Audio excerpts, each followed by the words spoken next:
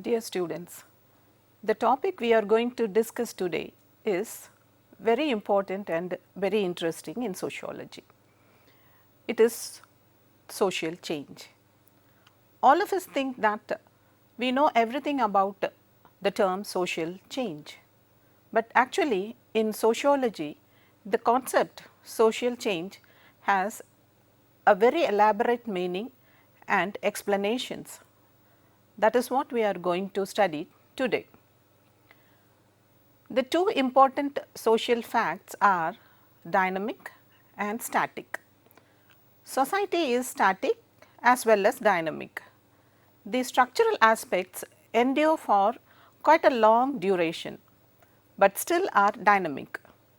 The social life is constantly dynamic because what we observed yesterday is not the same today. The entire situation keeps changing because change alone is permanent. Even while tracing the history of mankind, we point out the different stages of change from hunting to nomadic, from nomadic to pastoral, from pastoral to agricultural societies in a gradual pace. Man later entered into the industrial society, at which point the change was faster and complex when compared to the earlier days, be it material or non-material. Change is ever present in the world because change is the law of nature. Change is an ongoing process and hence society is dynamic. There may be many factors and phenomenon like socialization process and social control that function permanently to keep society in order. It may appear that there are many efforts by the society to keep society static and stable, but in reality there are many more irresistible forces that operate in the social system to change the existing pattern. Therefore, change is inevitable and ubiquitous. I will give you some definitions for change. Any transformation, alteration or modification that takes place in society is called change. It could be change in social relationship or ideologies or in material culture. It includes modification in the structure and function of the society. Kingsley Davis meant by social change such alterations that occur in the structure and function of social organizations in society. M. E. Jonas has said that social change is a term used to describe variations in or modifications of any aspects of social processes, social patterns, social interactions or social organizations. McIver and Page define social change as a process responsive to many types of transformation, to change in the man-made conditions of life, to change in the attitude and beliefs of men, and to the changes that go beyond the human control to the biological and physical nature of things. What is the nature of change? The main features of change may be explained now. 1. Social change is a universal phenomenon. All societies primitive or modern, undergo social change. New values, new components and new technologies are introduced to the social life. The speed and extent of change may vary from society to society, but all societies are dynamic. 2. Social change is continuous. From the dawn of human life till now, social change has been taking place. It is not possible to stop change. 3. Social change is community change. Social change occurs in the life of the entire community, not in one or a few individual members. Therefore, it is a transformation of a group of people living in a geographical area. 4. Social change results from the interaction of a number of other factors. Social change triggers from many associated factors. A single factor cannot create big social change. 5.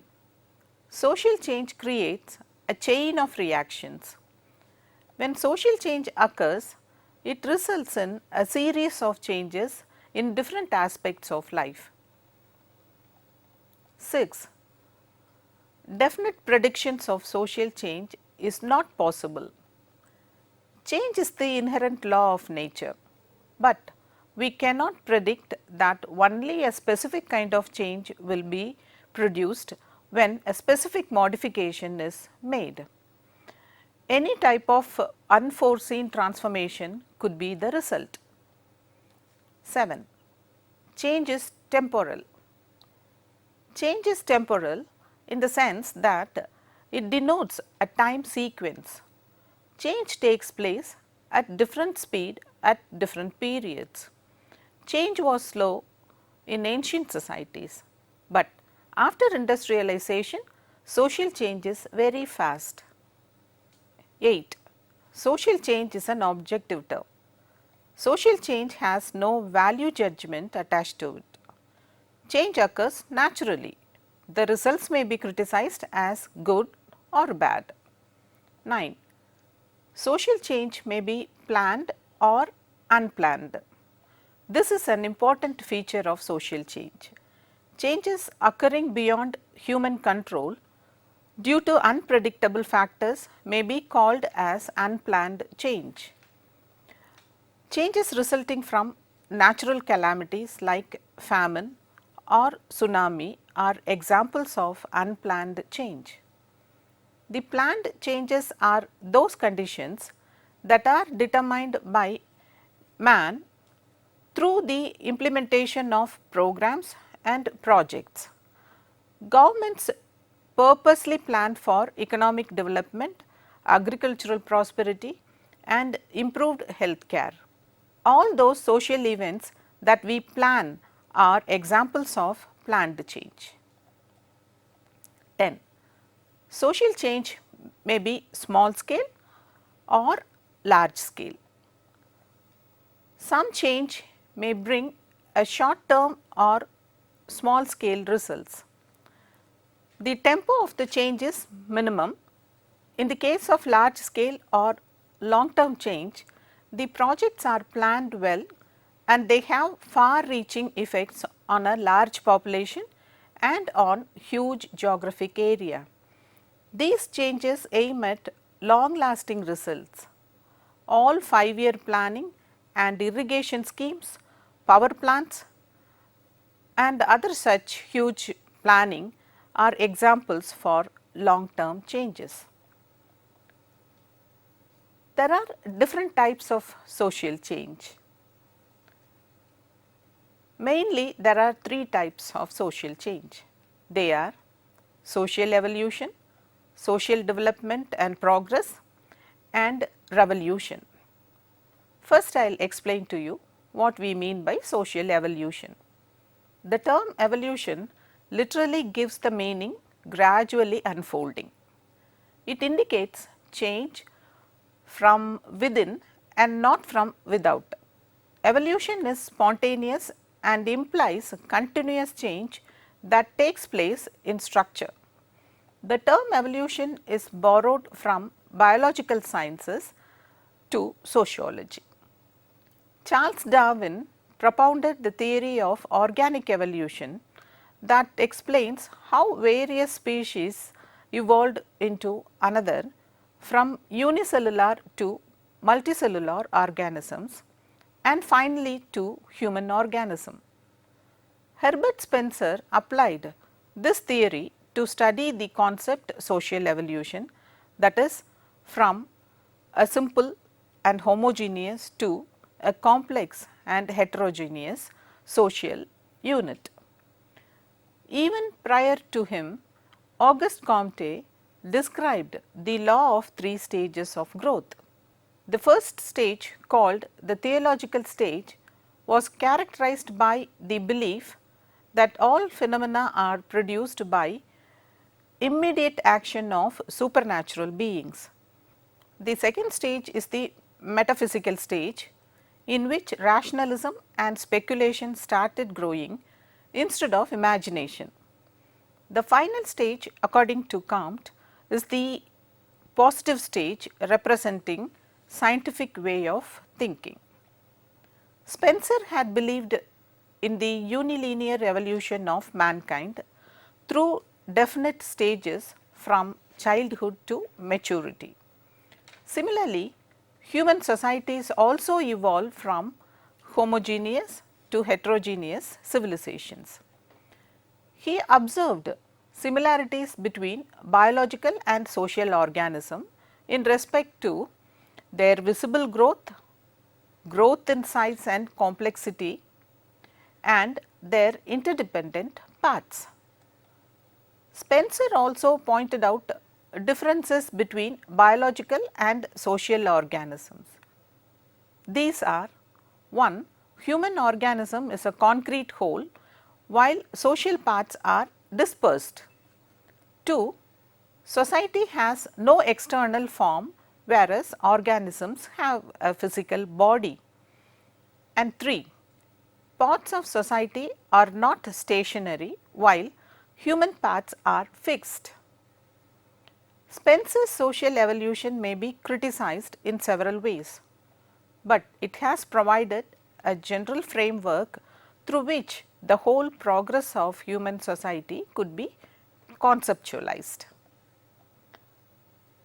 The second one is social progress.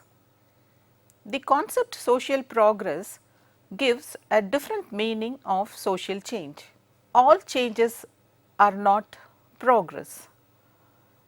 Progress moves towards an upward direction because progress is motivated towards a goal. Man's own value will explain whether change is taking us towards desirable end or not. It has no measuring index to it. When progress is towards a desired prefixed goal and has a definite index to measure it, then it is termed as development. According to Ogburn, progress is a movement towards an objective thought to be desirable by the general group for the visible future. Ginsberg defines progress as a development of evolution in a direction which satisfies rational criterion of value. Social progress always connotes improvement and betterment and leads to human happiness. The next one is revolution. Revolution is another type of social change which differs in its features. Revolution is violent and engages a considerable portion of the population. It results in change in the structure of the government and legal codes relating to major social functions. Revolution results in drastic changes in human life and in the structure of the society. Normally, revolutions are not gradual like evolution. They are sudden outbursts in the society due to some discontent and could result in bloodshed too. There is polarization of segments of the structure and deterioration of economic well-being or political rights. Karl Marx has analyzed it as polarization of the rich and the poor that resulted in class conflicts. For him, conflicts characterize revolution. The most intense conflict in society is found during revolution. For example, French Revolution and Russian Revolution. These revolutions were upheavals due to exploitation, suppression of liberty, corruption, unemployment and hunger. These revolutions brought far reaching consequences in the society. Next, I will explain to you the direction of change. Wilbert Moore has presented the directions of change in his book Social Change through a diagrammatic representation. The first type of social change, as explained by Wilbert Moore, is simple rectilinear evolution. This is the simplest representation of evolutionary growth, marking gradual and continuous development of man's civilization. The second one is evolution by stages. This is referred to even discontinuity in rates of growth represented in stages. This is referred to as stair-step notion, subscribing to the idea of successive era of man's civilization with sharp breaks in between. Example, Comte's law of 3 stages: the theological stage, the metaphysical stage and the rational or the positive stage. Third one, evolution at unequal rates. There is growth at uneven rates. This represents a developmental cycle with long term upward trend. For example, changes in the Western world, then certain civilizations with Renaissance period in between, and also industrial revolution with innovations and giving accommodation to the new innovations. The fourth one is evolution by cycles with short term reversals. This direction refers to higher peaks in the cycle and a relative decline.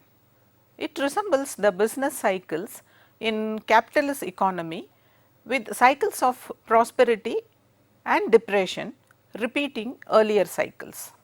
5. Branching evolution representing both growth and diversity. This diagram makes an attempt to combine unity and diversity with the single conception of branching evolution. The sixth one is trendless cycle. This type of change has no specific trend or direction meaningfully. It goes with ups and downs without any regular time sequence. Prediction of this growth becomes very difficult. The next type of change is logistic growth. This is the seventh one. This trend may be applied to population growth.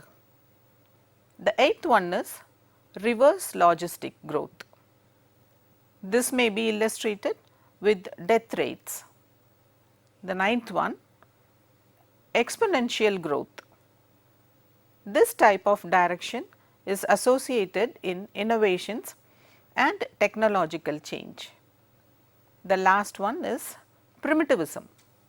If we want to show the trend of change with respect to features like primitivism, it could be represented with gradual downward change.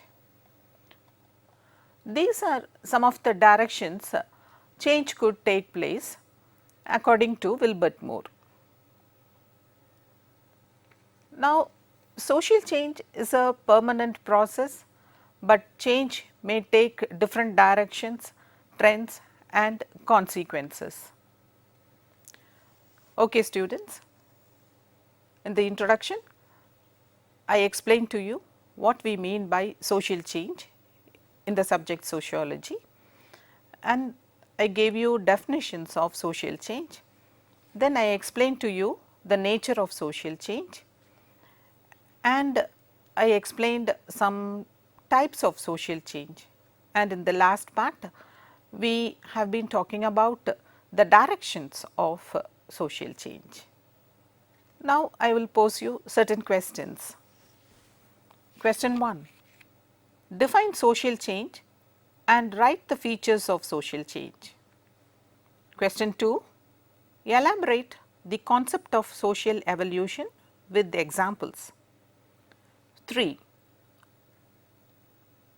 What are the various directions of social change? Give examples. Yes students, what I have explained to you now is a brief introduction to social change, but the concept of social change includes many more things. We have to study about many theories explaining social change, and also there are many factors that produce change in the social life. All these things we will study in the next classes. Till then, bye.